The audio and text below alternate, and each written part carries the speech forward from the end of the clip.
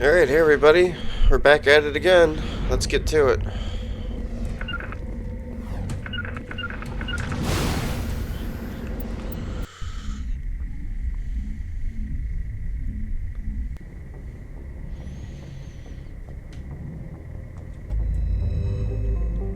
Moving on to the next part of this quest.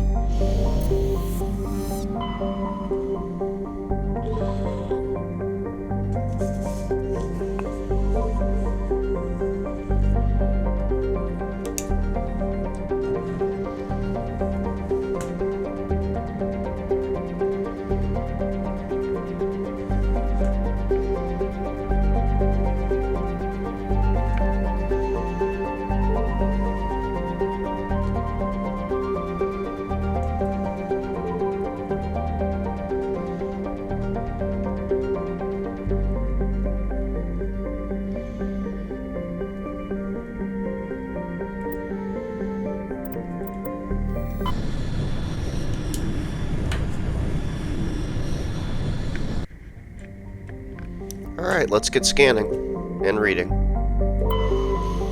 Monar. Monar is the second of Tereshkova's outer worlds. It is essentially a rock of unremarkable ores with some deposits of water, ice, but no minerals of value. The frozen surface is composed of silica. Like the gas giant Solmarlon, it is thought that Monar formed too close to the Tereshkova stars and was thrown outwards by gravitational effects. Computer models suggest it will be ejected from the system in a few 100,000 years. Solmarlon is one of Tereshkova's two outer worlds. Significantly removed from the rest of the system and with unstable elliptical orbits, it is thought that they may have been formed within 3 AU of the binary stars and were hurled outward due to the instability of such an orbit. Solmarlon is a hydrogen-helium gas giant with significant quantities of sodium in the upper atmosphere, giving it a distinct gray color. Let's double check on this guy. Yeah, okay. Double check on this guy. Alright.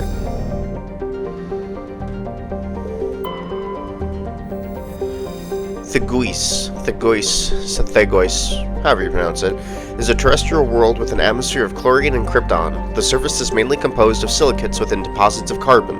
Thegois has a low mass for its size and is tidally locked to the star Tereshkova A. The temperature difference between the sunward hot pole and the dark side cold pole creates constant gale force winds across the terminator.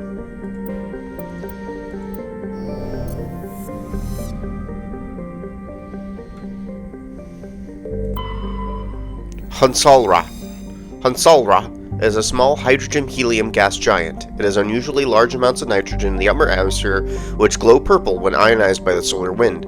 Hunsalra's convenience as a place to dump drive charge has left its orbit littered with debris dumped overboard by visiting crews.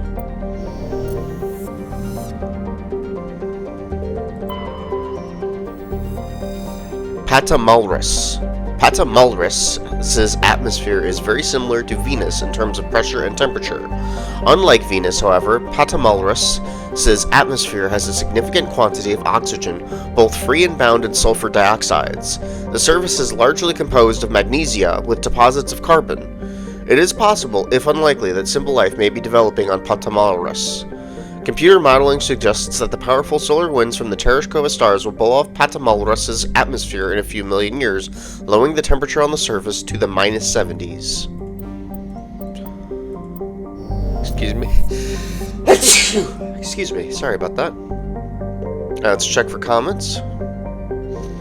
Oh yeah, there we go. There's one. Carbonaceous asteroid. Dark asteroid of mixed carbonaceous material, radius 42 kilometers. It's a teeny tiny one.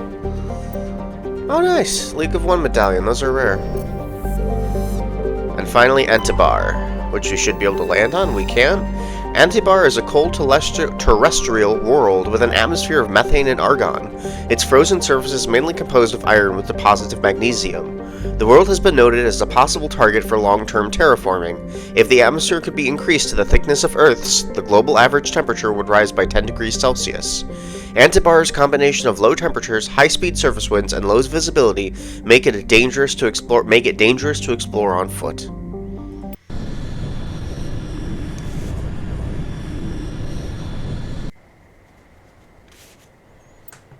Do two of my faves.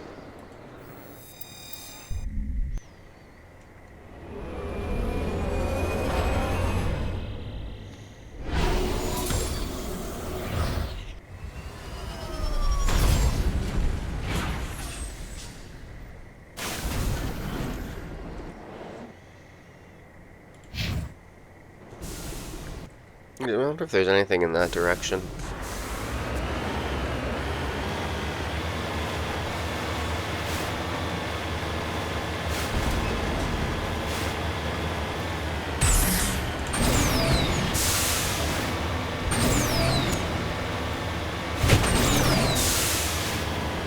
Uh-oh, I think we're gonna get a Thresher Maw.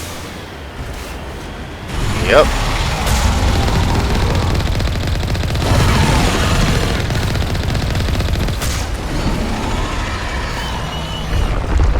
Come on, Mako, get it together.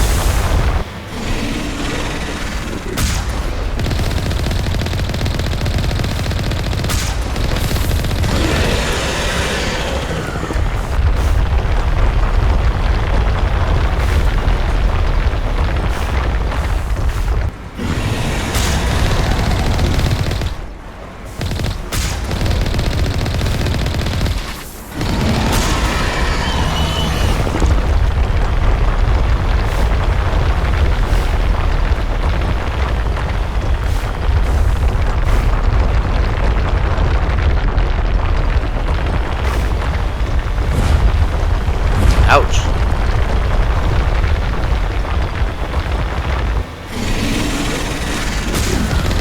There we go.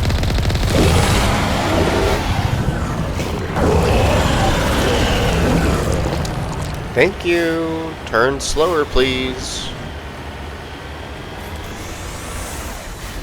Need more Omnigel soon.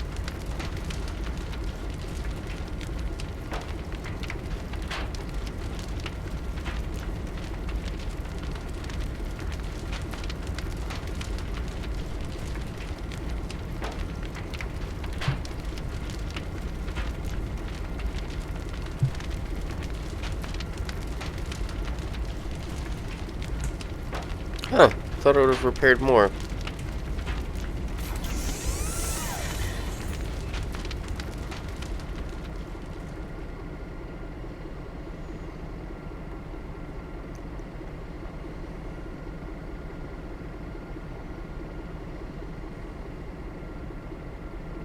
Man, the repairs are going real slow, wouldn't you say?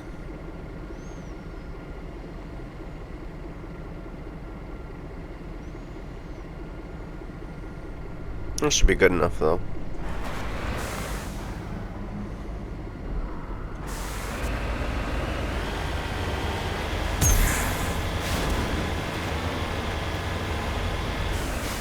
Redeploying.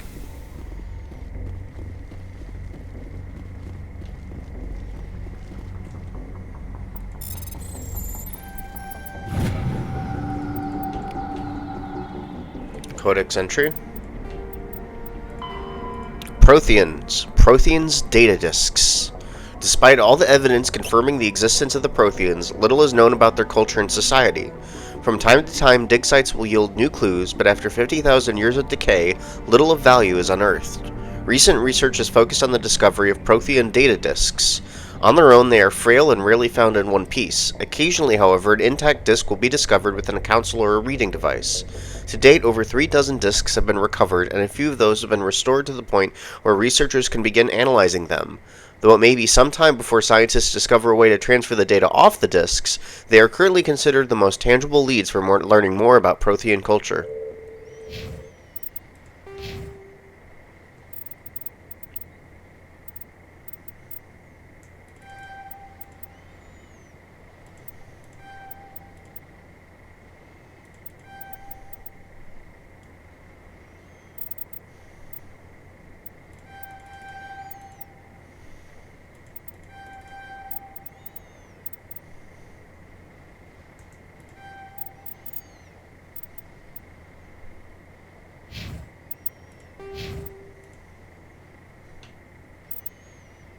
I think we need a master decryption expert.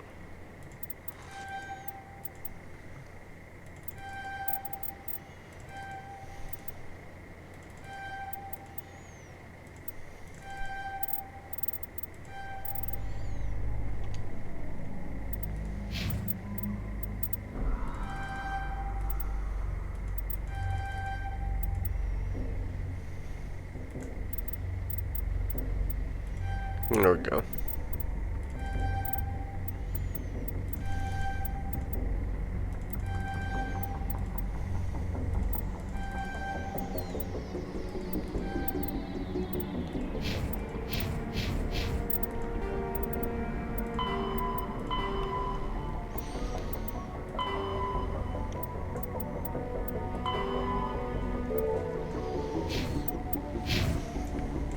Okay.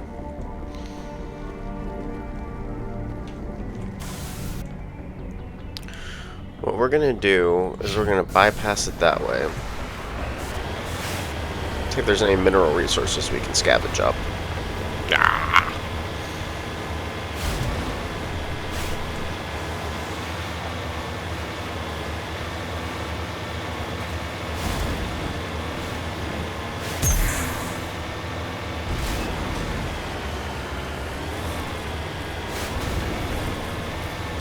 See, there we go, mineral resource.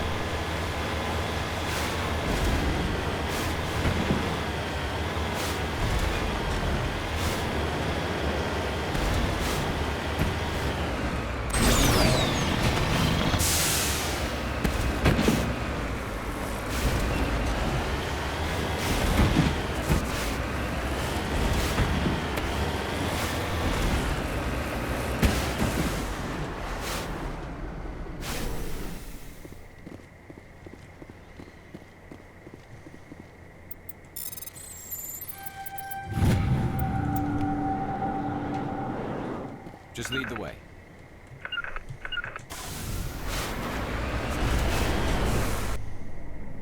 Alright, we still got a ways to go on this one.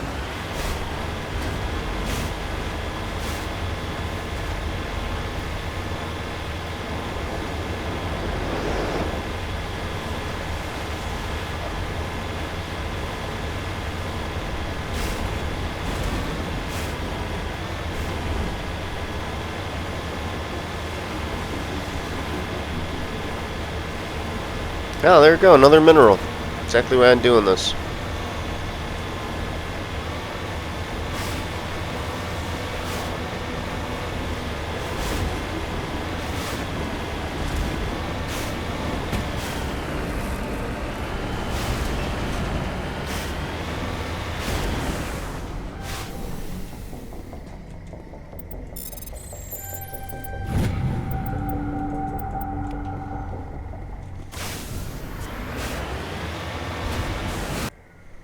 Alright, let's go cut across the land.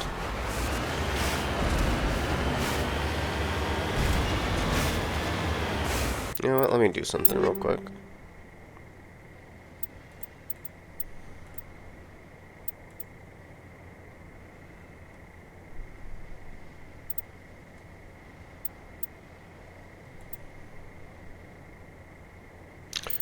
How do I...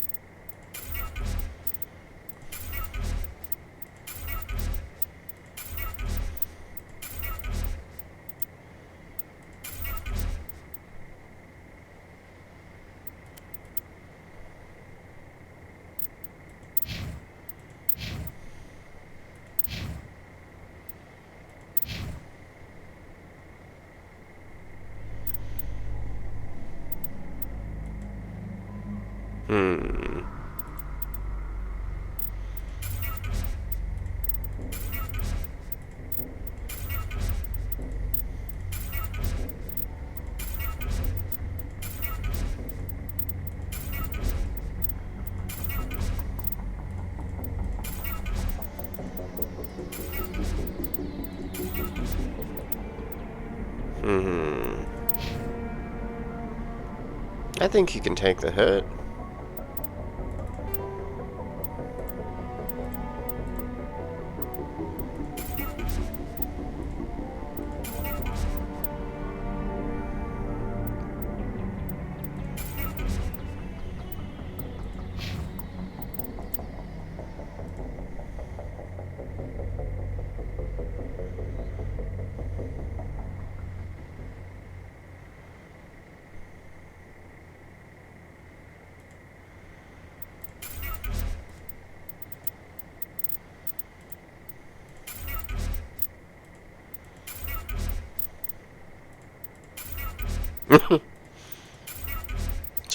Something watching in the background.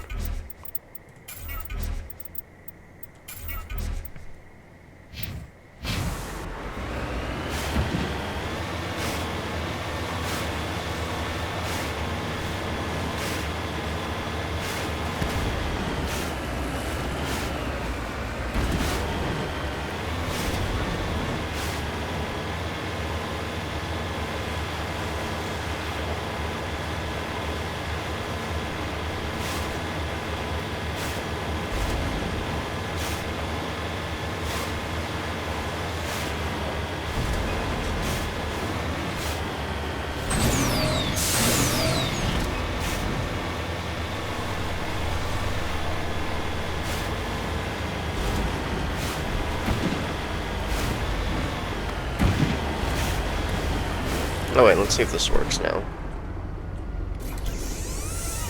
There we go.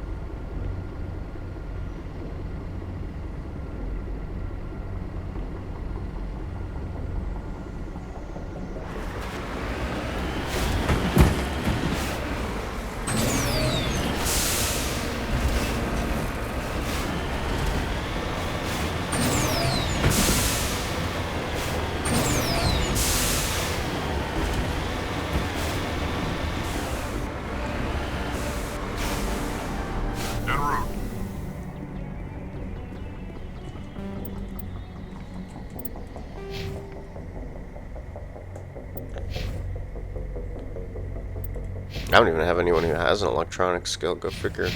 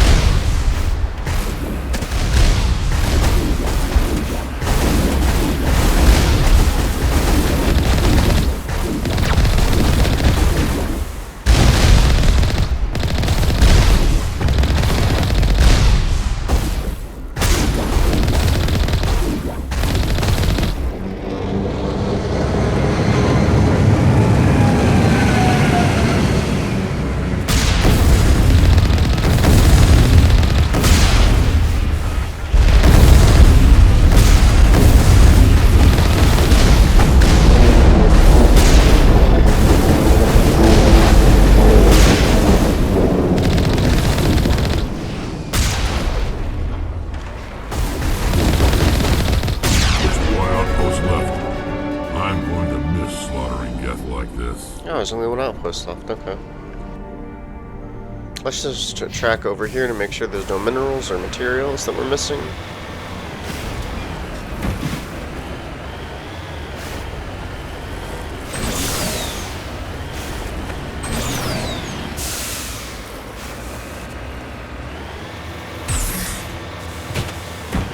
Ouch.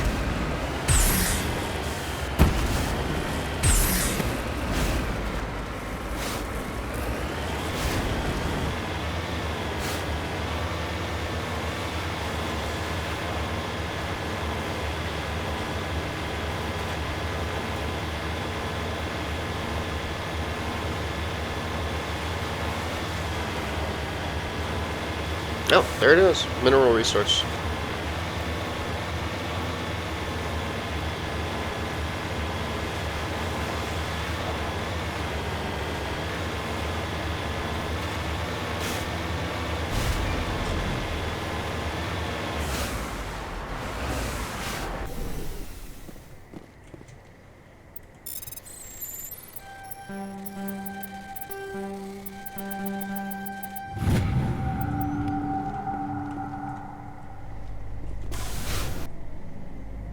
Probably no more resources, but let's just make sure.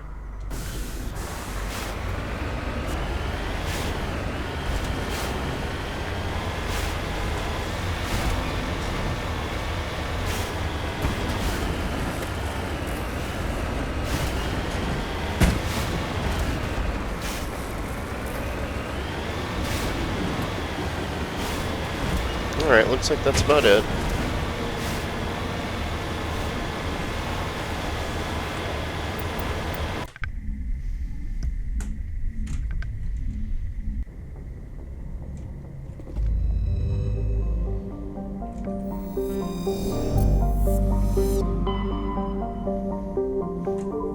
Alright, let's add Gagarin.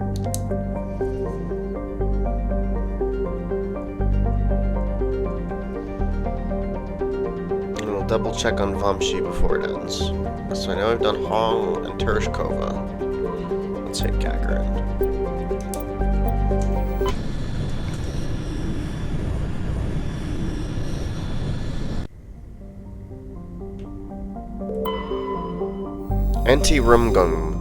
Anti-Rumgun is a small rock and ice planet with a trace atmosphere of methane and ethane. The frozen surface is mainly composed of carbon with deposits of calcium. Anti-Rumgun has been used as a crude anchorage for Terminus pirates for many years. The shells of temporary dwellings blasted by Alliance frigate patrols dot the surface. But always, the pirates return to ground their ship's drive charges, ship out some water ice, and trade slaves and stories. The deeper layers of Anti-Rumgun's interior are semi-liquid slush due to the presence of methanol. It is thought that the bacterium in the deep core create this natural antifreeze. Some species of Terminus pirates drill through the ice crust to recover this natural alcohol.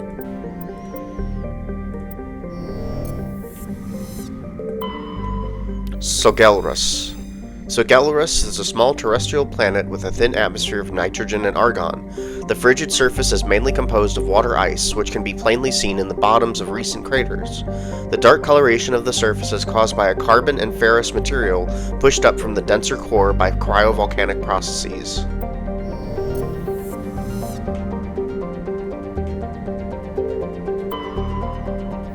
Alright, we're going to skip this one and come back to it.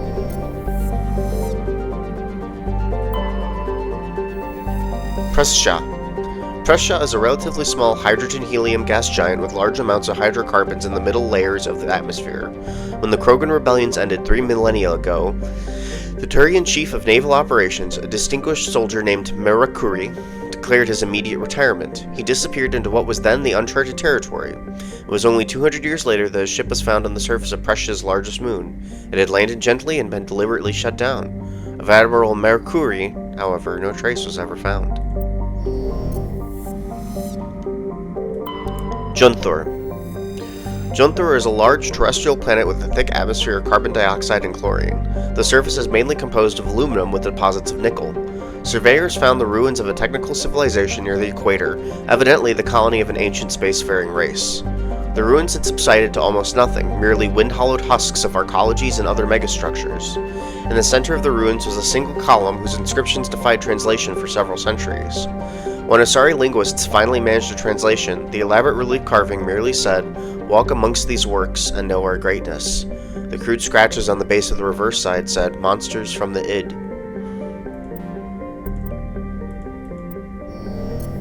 Alright. And finally, Rayengri. Rayengri is a small, barren terrestrial world. While it possesses a reasonable temperature climate and a number of useful resources, no mining corporation is willing to risk investment. A rogue planetoid dubbed Fots by the initial Solarian surveyor team entered the system approximately 10,000 years ago and was trapped in decaying orbit around Rayengri. It is nearing the end of its slow spiral inwards. Earthquakes and cyclonic windstorms are increasingly common on Rayengri. Within a few hundred years, the planet will rip each other apart. Some Asari travel consortiums have already announced sponsorship of cruises to observe the spectacle.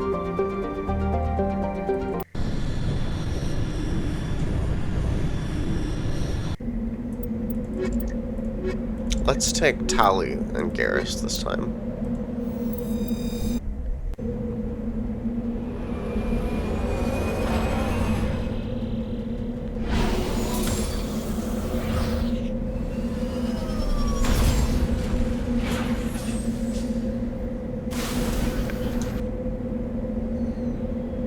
Alright, we're gonna cut over this way and head down to the anomaly.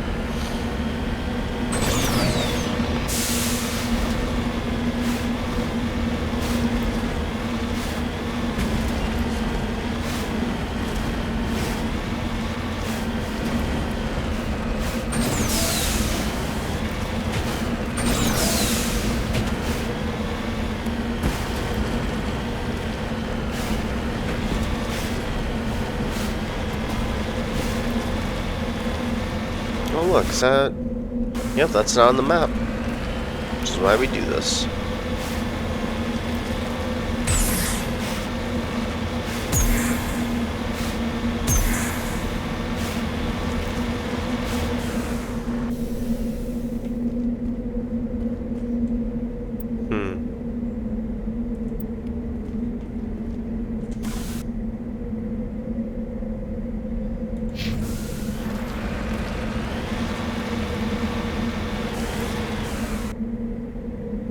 It's gonna be some rough climbing.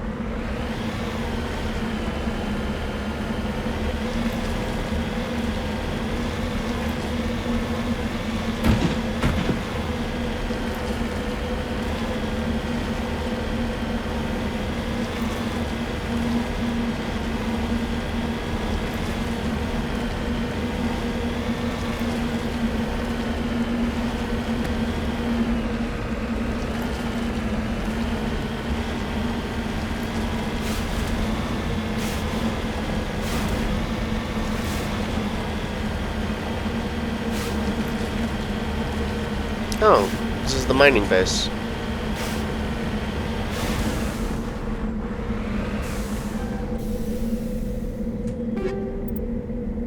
Ooh. No, not that. This. Yes.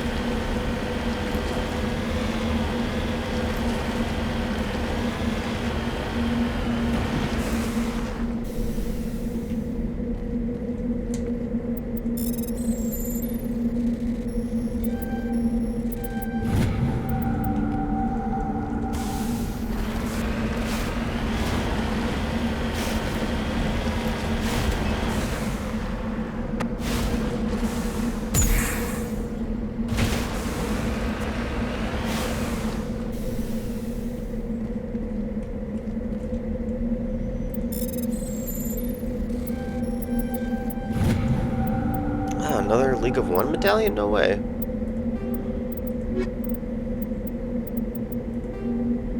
Oh, medallion, not the ID tags. Okay. Makes more sense.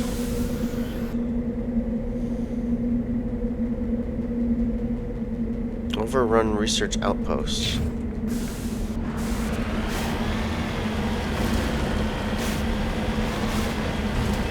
But what about... That doesn't sound like a Geth outpost. Maybe it is, though.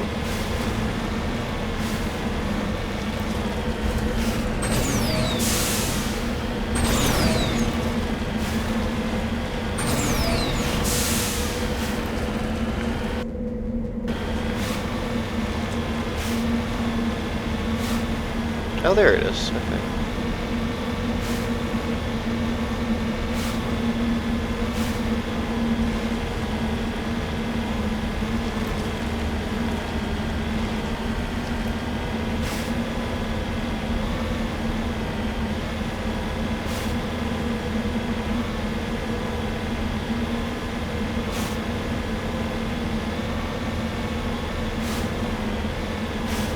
Oh no! Alright, sorry, 1 second.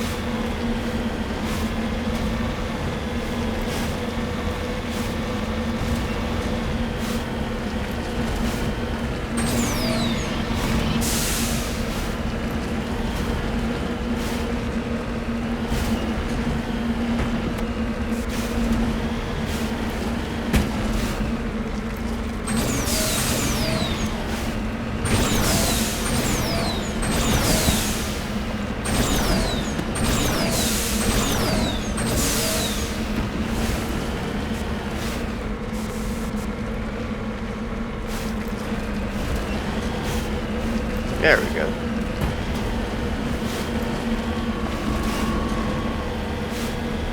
Alright, let's see if there's any Geth here.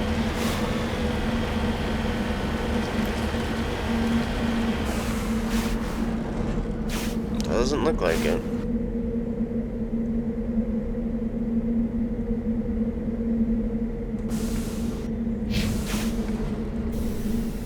This is very disappointing.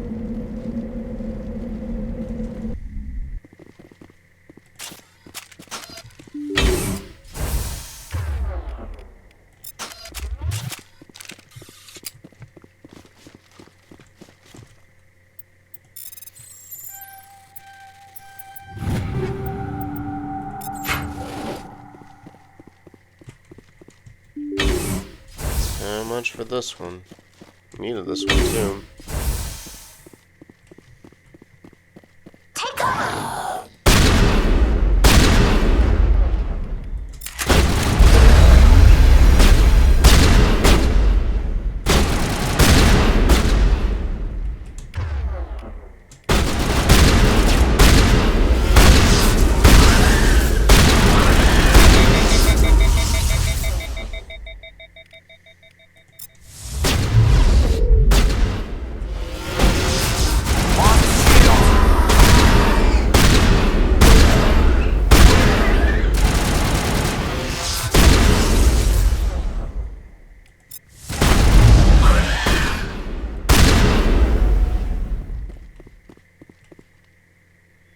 All clear.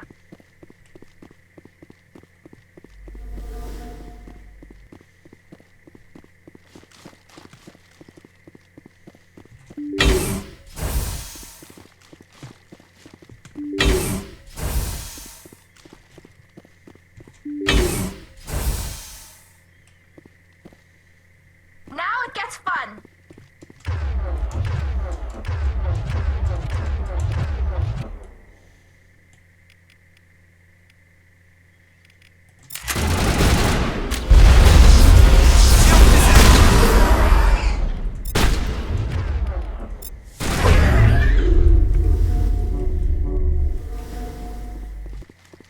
Bring it on.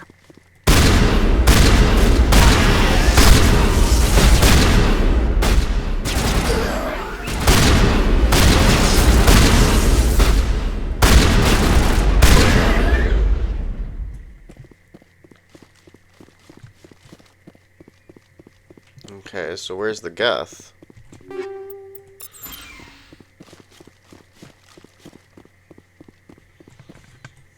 Let's look at the journal entry for it.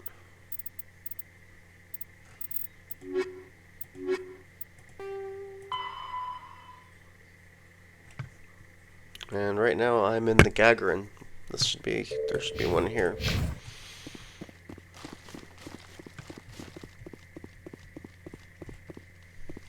Oh, that looks like Geth.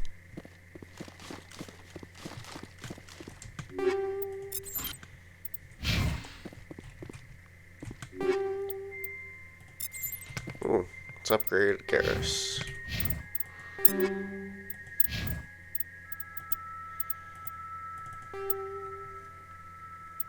Okay.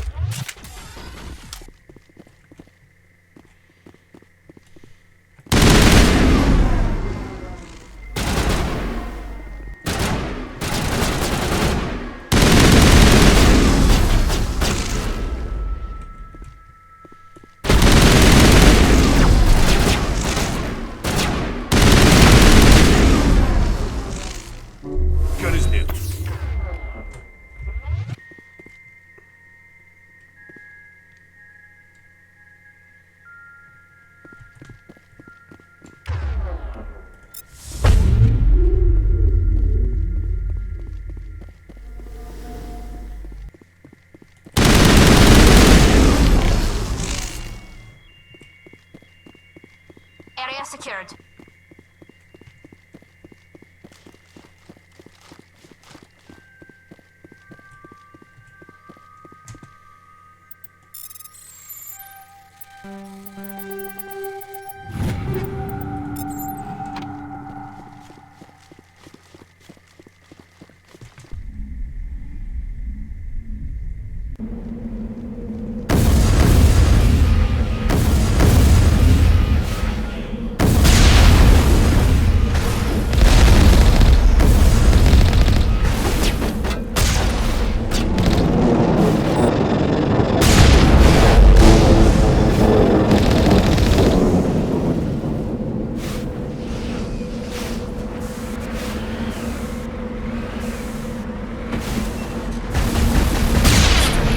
I expected one of these outposts to be the main base of operations for this incursion. Hold on. This receiver's picking up some kind of transmission. Based on the signal strength, I'd say it's coming from inside this star cluster. It must be a message from the primary Geth base. We can use the signal to lock onto its location and take them out. Alright, let's get to it, guys. Great plan. Alright, let's just randomly head in that direction, just to do a quick check for any resources.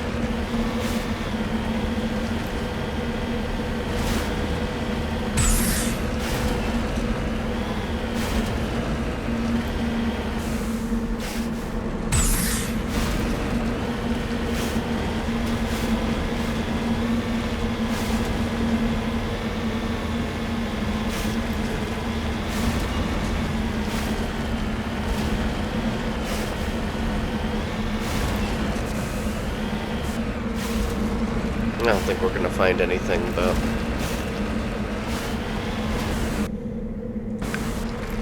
Alright, we're just going to go around this bend, and then that's it.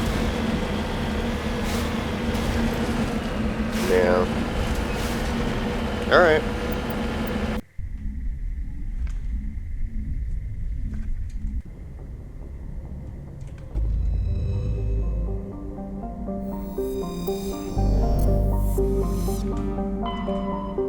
Alright, and then we're gonna go to the Grissom system.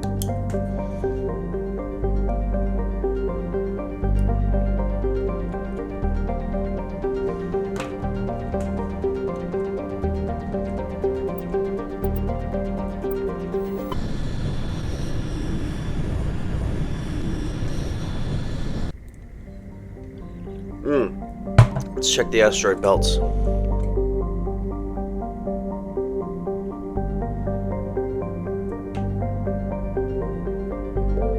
There we go.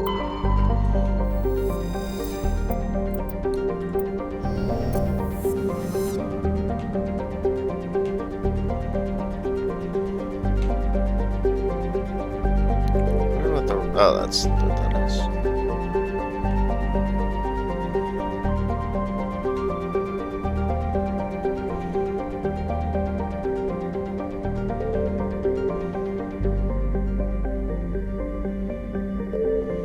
Let's do Sulcrum first. Oh, no, we're not. Start from the inner ring, then. Benda. Benda has a dense atmosphere of sulfur dioxide and chlorine. Though technically classified as a terrestrial world, though technically classified as a terrestrial world. That's not proper grammar, I think. Though technically classified as a terrestrial world. But the surface of the planet has never cooled enough for a crust to form. That's not correct grammar. It is a global sea of molten rock. Like Zaharix, its atmosphere is being blasted away by the solar wind. Once its thick atmosphere is gone, Benda's surface will be a mere 400 degrees Celsius.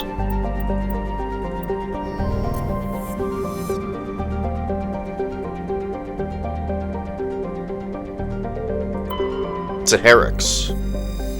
Zaharix's nitrogen-argon atmosphere is being blasted away by the solar wind of the blue giant Grissom. Its surface consists of seas of loose silica dust some kilometers deep, which periodically swirl into global sandstorms. Many unmanned probes to Zaharix have been lost over the years. Though investigations has attributed it all to mechanical failure or computational error, a popular extranet meme insists the entire planet is composed of a dormant nanotechnology created millennia ago by a race even more advanced than the Protheans. Hey, it's possible. According to those stories, Zaharix's silica dust is actually disassembler robots, which periodically awaken to defend themselves. Though discounted by every reputable scientist, this theory has been popularized by a series of sensationalistic texts by Asari author Delsey Orthisa.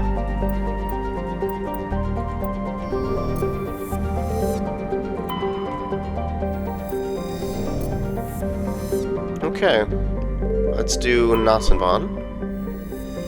Natsanban is a hydrogen-helium gas giant with traces of ammonia. Molecular nitrogen is present in the highest levels of the atmosphere, giving the planet its odd violet tint. The upper levels of Natsanban's atmosphere are inhabited by shoals of tiny ammonia-based lifeforms no larger or more complex than the plankton of Earth's oceans. Held aloft by air pressure and wind, these bioluminescent creatures constantly flee from the approach of the Terminator. Should they be exposed to the light and heat of Grissom, they die.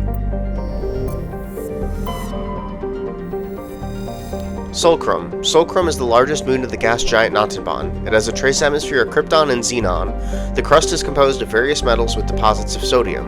As with every body in the solar system, the surface is scorching hot and thoroughly irradiated by the blue giant Grissom. Surface excursions without proper protective gear are certain to prove fatal. On approach to Natsanban, Normandy's passive sensor array intercepted a fragmentary coded transmission from the surface of Solcrum. Attempts to decrypt the message were fruitless. It does not appear to be any software coding language used by the Citadel races.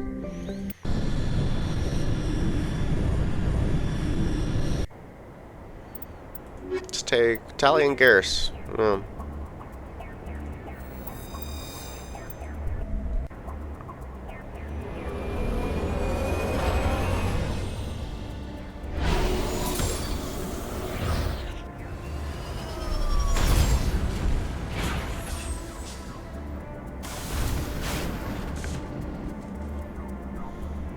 Let's go this way.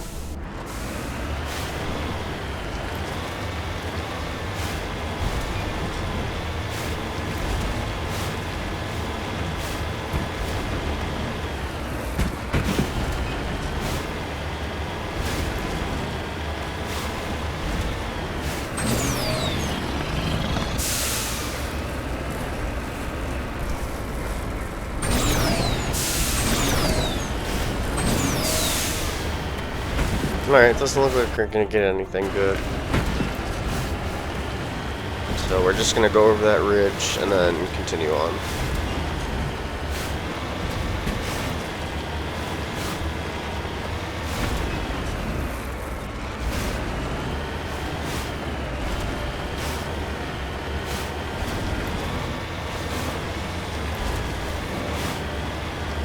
Alright. So we'll cut around this way. And it looks like we'll do that, and then that.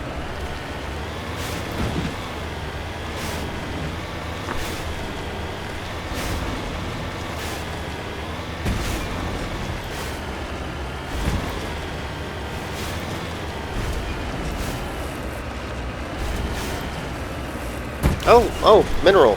There's a mineral over there.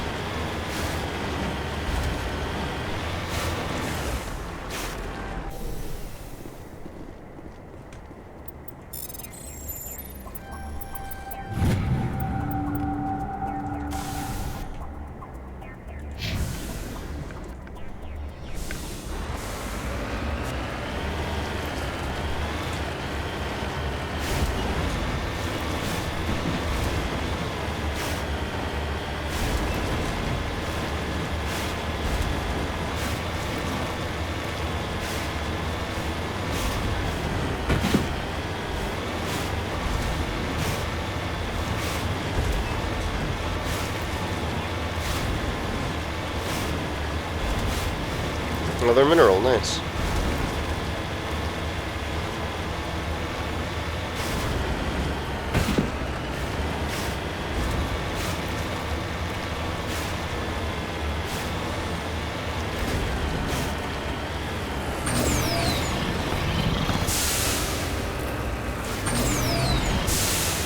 Oh, right there.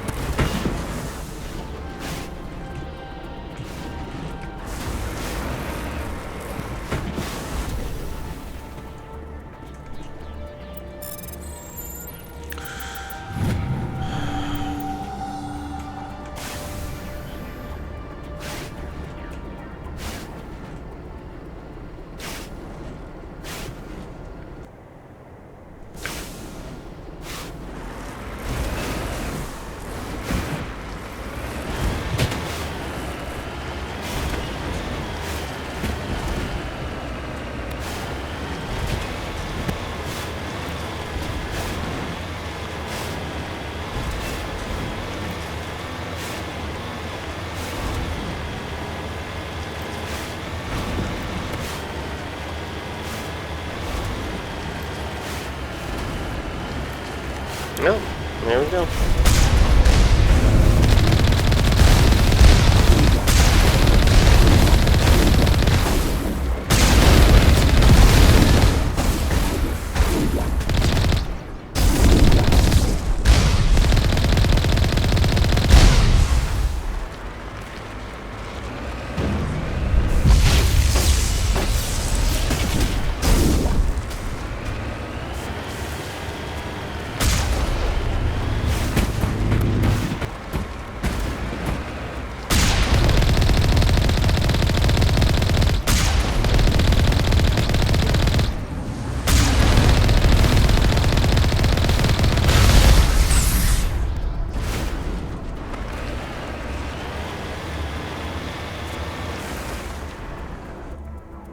And we'll pick up that anomaly at the end.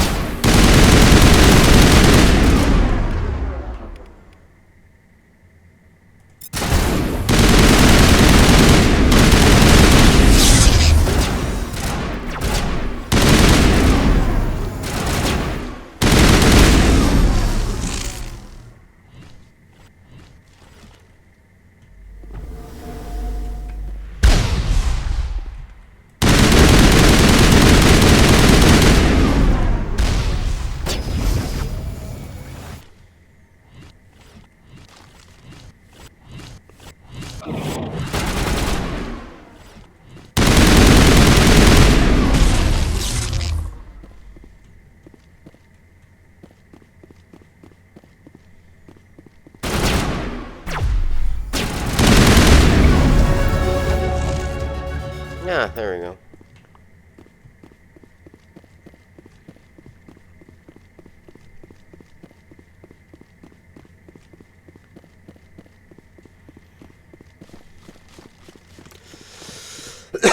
Excuse me.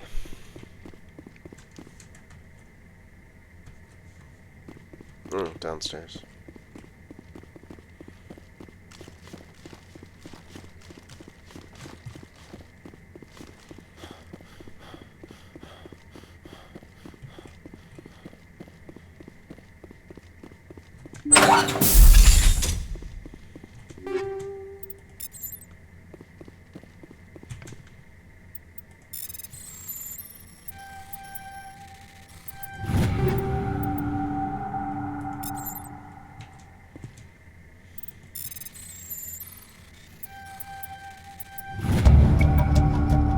Oh, yeah.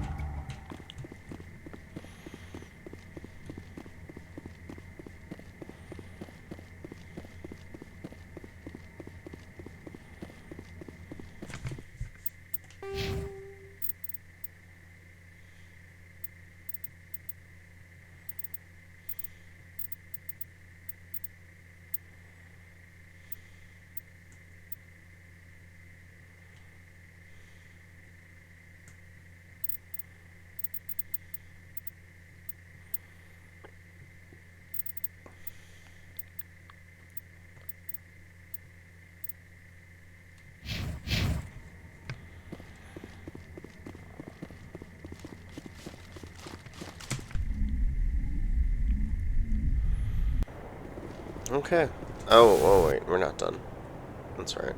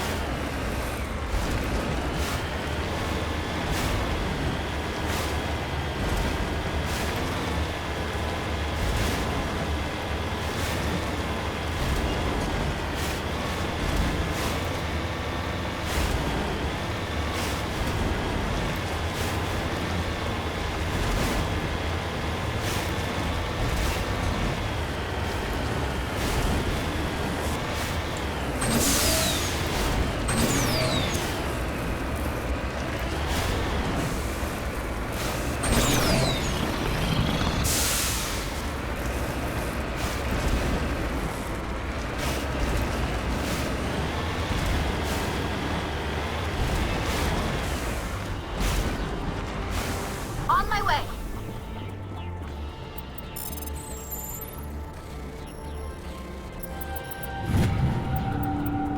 Let's see how we're doing on those.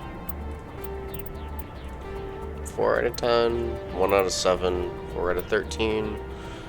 About halfway, kinda.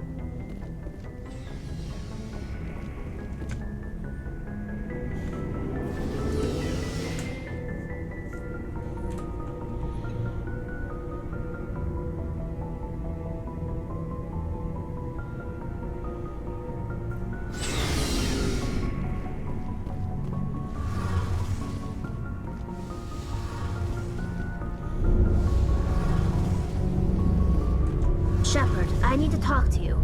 It's important. Is something wrong? You know the data you took from those Geth control nodes? The information you uploaded to Alliance Control? I want a copy of it. You want to bring this data back to the migrant fleet? Those files have information that could be vital to our efforts to understand the Geth. It could be the key to helping us reclaim our homeworld. You think you can use this information to destroy your enemy? Not right away. We will need to study it. It could take years, but it will give us new insight into how the Geth have changed and evolved over the past centuries. Go ahead, make a copy. My people, I owe you a great debt, one I can never repay. The only thing I can offer in return is what you already have. My solemn promise to stay with you until Saren and his Geth armies are defeated. I never wanted anything more. Thank you, Shepard.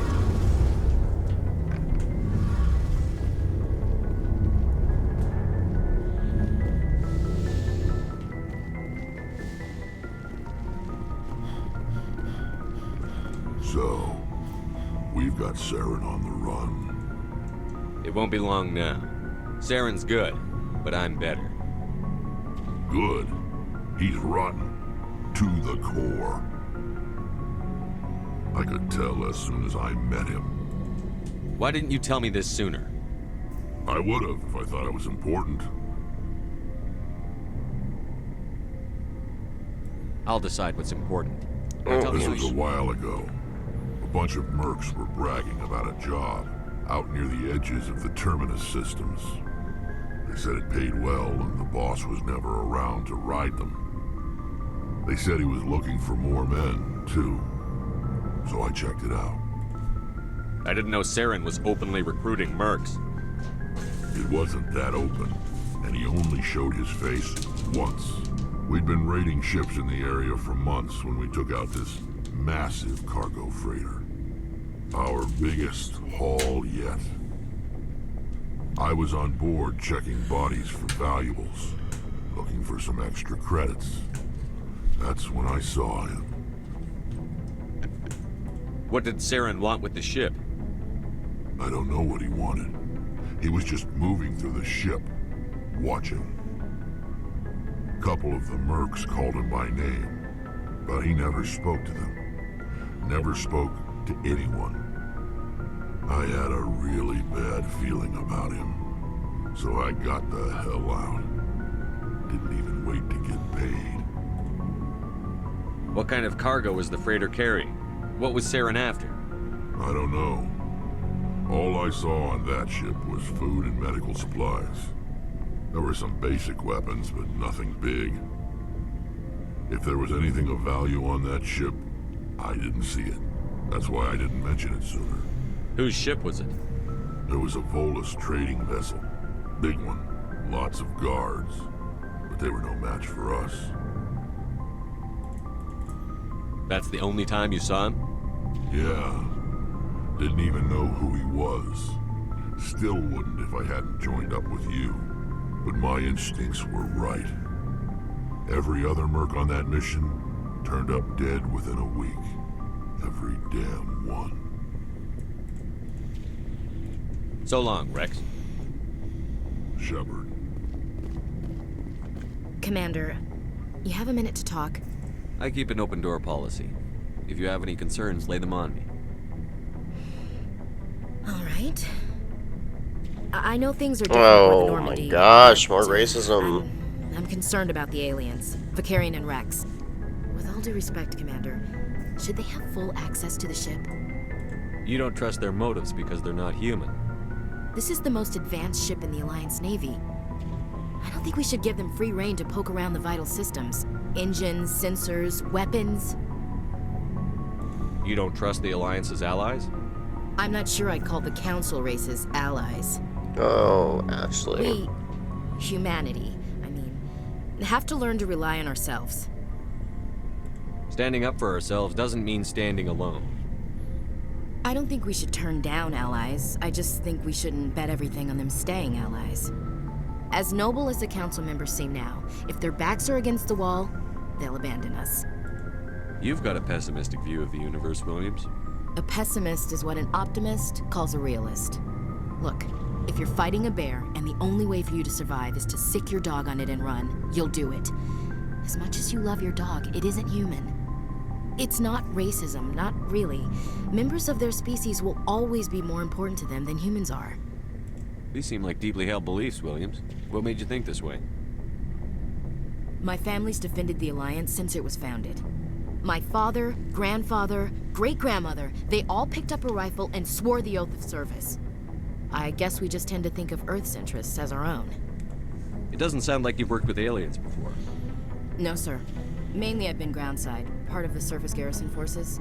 I did get a rotation on a space station for training. Every Marine a rifleman, every rifleman ZG certified.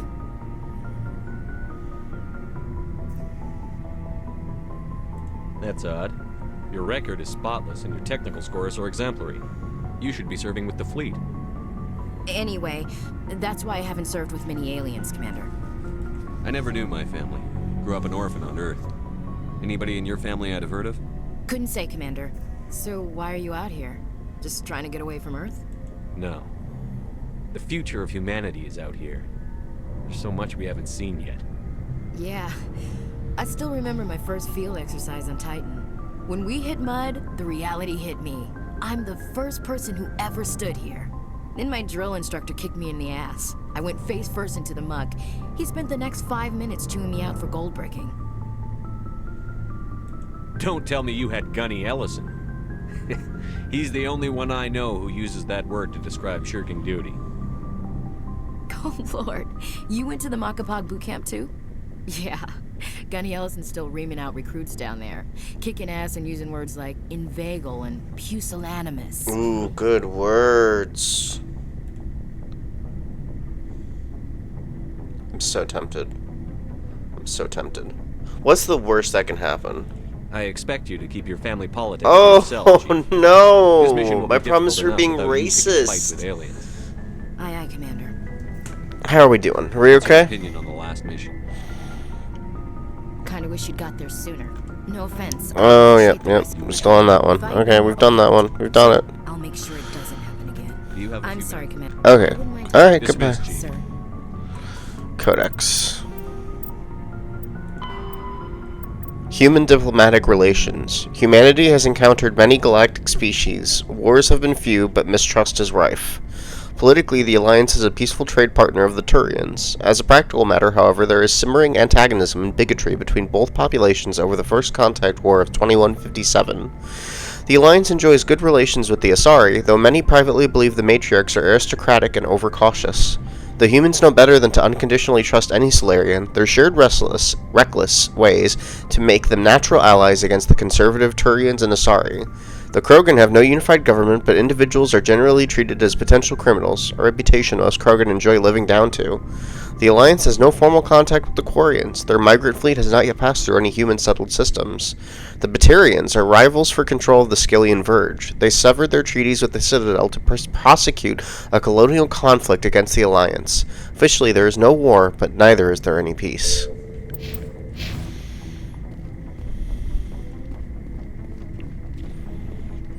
Commander, how are Why did you want to be a CSEC officer in the first place?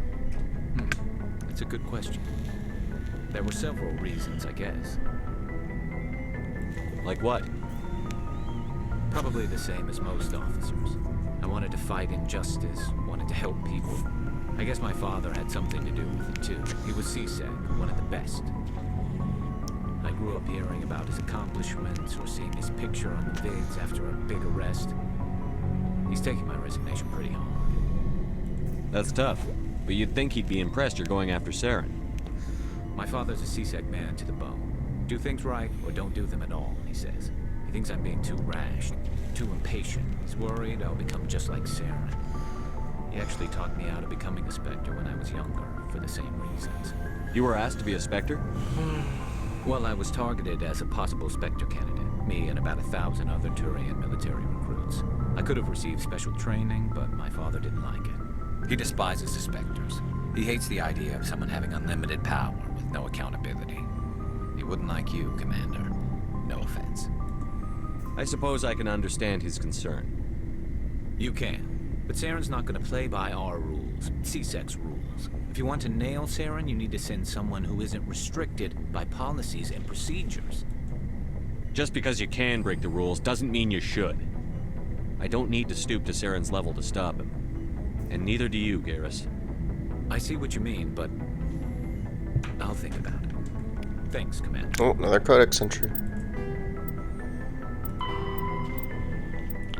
Turians, culture. While Turians are individuals with personal desires, their instinct is to equate the self with the group and set aside personal desires for the good of all. Turians are taught to have a strong sense of personal accountability, the Turian honor that other races find so remarkable. Turians are taught to own every decision they make, good or ill. The worst sin they can make in the eyes of their people is to lie about their own actions. Turians who murder will try to get away with it, but if directly questioned, most will confess the crime. Turians have a strong inclination toward public service and self-sacrifice, so they tend to be poor entrepreneurs. To compensate, they accept the mercantile Volus as a client race, offering potential in exchange for their physical expertise.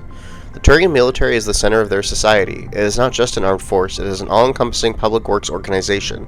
The military police are also the civic police. The fire brigades serve the civil population as well as military facilities.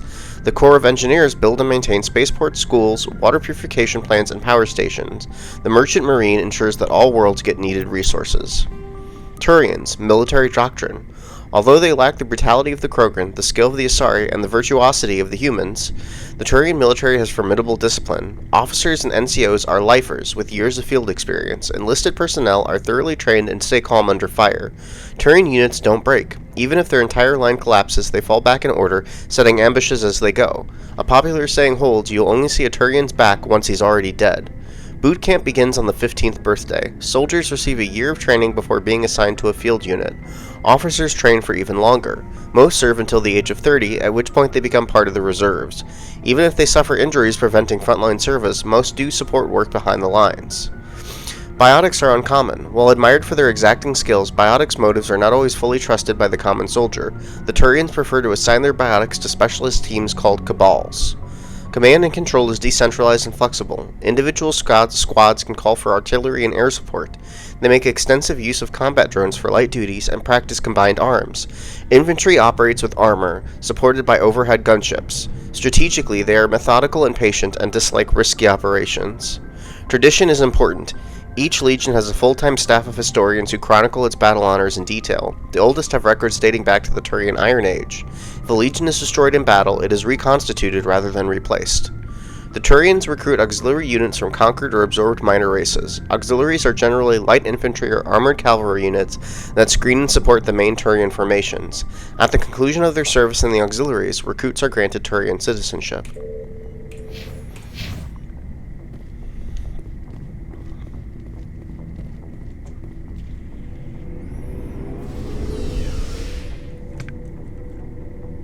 Alright, we're doing good.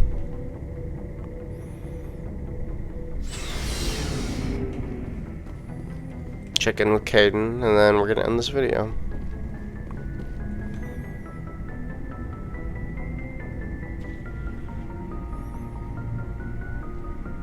Anything you need, Commander? I've wasted enough. Oh, okay, he doesn't want to talk. We'll talk That's another okay. time. We don't have to talk, Kaidan.